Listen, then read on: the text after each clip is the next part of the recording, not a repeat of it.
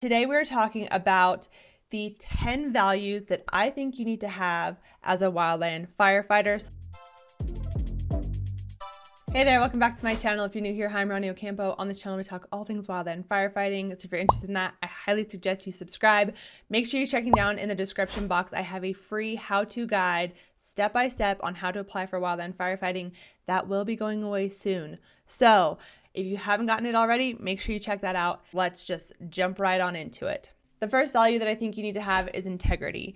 You are going to be out on the line and you're putting your life as well as others. They're putting their lives on the line. So you have to be able to be trustworthy, and I think you need to be honest. And if you aren't able to have that relationship with the people around you and your leadership, you're going to struggle. So having the integrity of being honest, being trustworthy, because people are putting their lives in your hands. Yes, the job is trying to be as safe as possible, right? But it is an inherently dangerous job. Of course, trying to make it as safe as possible, but there's still the potential of things to go south. So being able to be honest and trustworthy is really important. The next value that I think you need to have is responsibility. You're going to be out protecting people's property and just their lives in general. So you have a very weighty responsibility. There's gonna be so many tasks that are thrown your way. And as a leader or someone who's in charge of other people, you wanna be able to say, hey, I need you to go do this task, and I don't wanna have to hold your hand. I need to know that you, once I say, hey, go get this done, that you're actually gonna go do it. You're responsible and you can actually go get it done. And I can trust, because you have integrity, that it'll get done. The next value that I think you need to have is respect. You are going to be in the public's eye, and so you need to be respectful. You need to respect your colleagues, your crew members, your leadership, your community that you serve. And so I think just being a respectful person is really important. Another value is collaboration. You need to be a collaborative person. This is a very hefty job, and there's going to be many tasks, like I said, that everyone's going to have to do. So you can come with ideas. If you are frustrated, if you're upset about something, if you're like, this isn't working, instead of just coming with problems, come with at least half a solution, or like somewhat of a solution. You don't have to have a full solution to the problem, but at least coming forward with like, hey, maybe we could try this because this isn't working out, but here we can maybe try this. That's being collaborative. And people are going to really want to work with you instead of you just always complaining and being like, this doesn't work, this doesn't work, this doesn't work. Fix it. Okay, well, how about we try and work together on this and we can come up with a solution faster. The next value that I think you need to have is professionalism. And not just because you're out in the public's eye and you are representing your agency that you work for, yes, of course, but also I really feel like you need to own becoming a professional in your career field. Taking classes, taking courses, gaining that knowledge, gaining that experience, and really accepting and like trying to be a really good professional in your career field, especially if you're going to stay in this as, a career. Also, I think doing what is right is also a sign of professionalism. There's a lot of times where you can be like, well, we're supposed to do it this way, but we don't really do that. We do it this way. Yeah, that's cool sometimes, but I think people are really looking to you to be professional and be like, actually, this is what right looks like, and this is what we're supposed to do. So I think that's a form of professionalism as well, and I think that's really important to have. If you've seen any of my previous videos, you will know the next one. Go ahead, guess it. Adaptability. You have to be adaptable in this career field. If not, you are going to struggle. Conditions are always changing, whether it's with personnel, whether it's with fire behavior, weather conditions, anything and everything. You're going to have to be able to adapt. You're going to come up with a plan. That's maybe not going to work out. You have to come up with another one. But that's also being collaborative as well. It all rolls together. You know what I'm saying? So adaptability, it's a must.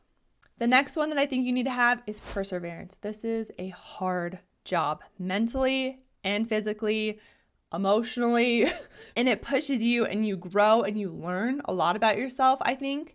So having the perseverance to push through when things are difficult, when things are tough, because it's going to come. It's going to happen. Just you have to be in the mindset that you're going to be stretched, you're going to be pushed, and you just have to persevere through. Of course, you can ask for help for sure. Do not suffer in silence by any means and be like, oh, I have to buck up. I just have to do it because everyone else is doing it and I'm going to keep my mouth shut. Absolutely not. Perseverance is being able to say, hey, I need a little bit of help and we're going to push through this together. The number 8th value that I think you need to have out of the 10 is compassion.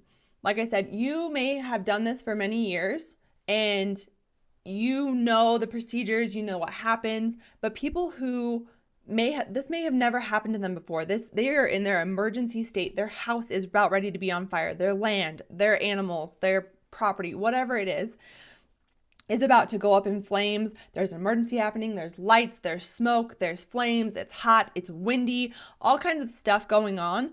And they're being told they have to evacuate right now. Get all your stuff, get out. And you have to have compassion for the people that you're serving. You are serving your community. And I think people are going through this traumatic situation and you have to have the compassion and the empathy, and don't get hardened by it because it could be pretty easy to do after year after year after year. So I think having compassion for the people that you serve is a very big value that you have to have. The second to last value that I think you need to have is courage. Everyone is running away from the fire. Everyone's running away from the emergency, and you have to go into it. So of course, with being as safe as possible, right? Following the processes, the procedures, all that stuff. But if it's safe to go in, you're going in, being brave, being bold. You can do it scared by all means. If I remember my second fire, I was scared to death. I've never been through anything like that. It was crazy. And I loved it afterwards, but in the moment I was super scared. But you have to have that courage. You have to be brave. You have to trust your leadership and the people around you that you're going to be safe, especially if this is your first year and you've never done it before. You have to be able to trust these people because it's scary. Depending on what type of fire you're on, it can be really scary. So having that courage to do it, even though you're kind of scared, I think is important. And then the last value that I think you need to have is leadership. It is so important. Whether you're in a leadership role right now or not, people can still look up to you even if you're not a squad boss or an engine operator or whatever it is. Even as a crew member, even if it's your first year, I think you can still lead. You can lead from the bottom up by all means. But just know you may be put into a leadership position where you're going to have to brief people, you're going to have to inspire, motivate, because maybe your buddy down the line, he is huffing, he's having a hard time, or she, and you're going to have to motivate them, be like, okay, we can do this just a little bit more. I'll take some extra, you take a little bit, take a break. You also have to communicate with your team very well. That's another aspect to being a leader. So there's all kinds of things that you can do to be a really great leader. And I think working on your leadership skills, even if you don't feel like you're a leader, if people are looking to you, you're a leader. So you just want to grow that skill, that value, because eventually, especially if you're going to stay in this as a career field, you're going to move up in rank and you're going to be put in leadership positions. So working on that starting now, you'll put yourself in a really good position. And those are the 10 values that I thought that you need to have as a wildland firefighter. I am sure I missed plenty of them. So please leave down in the comments any that you think that a wildland firefighter needs. I would love for other people to be able to come in and read those values that you think wildland firefighters need to have.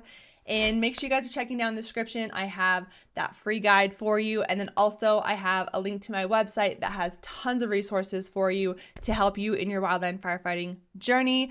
I am so excited for 2023. We have a lot going on. I'm really excited. So buckle up. I will see you guys in the next one. Bye, guys.